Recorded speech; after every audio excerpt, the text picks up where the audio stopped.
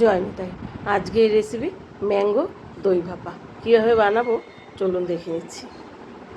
এইখানে আমি টক দই নিয়েছি, 1 কেজি টক দই আছে। এখানে নিয়েছি একটা আম, কনডেন্স মিল্ক, একটা ঝাঁঝরি বসিয়ে দিয়েছি একটা বাটির মধ্যে।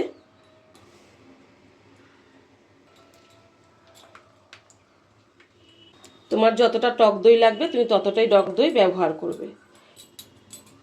টক দইয়ের মধ্যে কিন্তু অনেকটাই জল থাকে, দেখতে পাচ্ছ।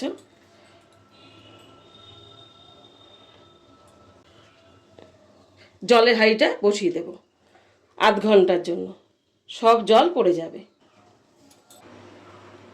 দইয়ের মধ্যে কিন্তু আর এক ফোঁটাও জল নেই, দেখো অনেকটা জল বেরিয়েছে। দইটাকে আমি বের করে নিচ্ছি। এইখানে আমি আম নিয়েছি, আমটাকে আমি পেস্ট করে নেব।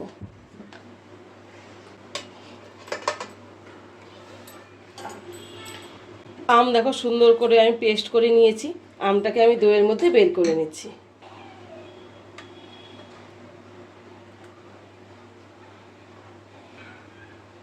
এবার দিয়ে দেব condense milk, half condense milk দিয়ে দিচ্ছি। এখন এই তিনটাকে ভালো করে আমি ফেটিয়ে নেব। আর একবার একটু কনডেন্স মিল্ক দিয়ে দিচ্ছি। ভালো করে দেখো ক্রিমের মতন হয়ে গেছে, ভালো করে আমি ফেটিয়ে নিয়েছি। দইয়ের মধ্যে কোনো দানা ভাব নেই। কেক প্যান নিয়েছি, দেখতে পাচ্ছ এখানে।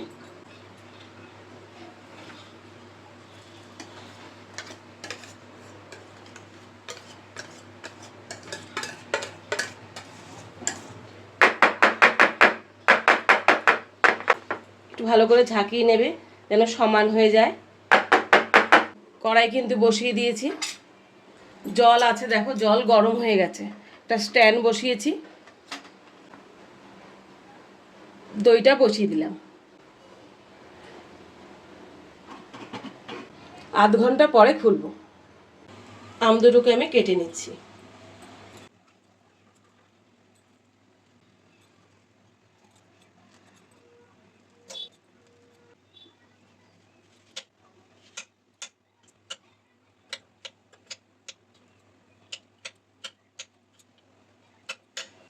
আমগুলো দেখো ছোট ছোট করে আমানি করে নিয়েছি।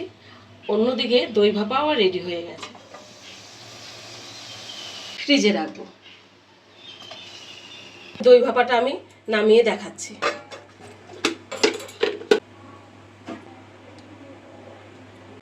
এখন ছোট ছোট আমগুলো দিয়ে সুন্দর করে আমি সাজিয়ে নিচ্ছি।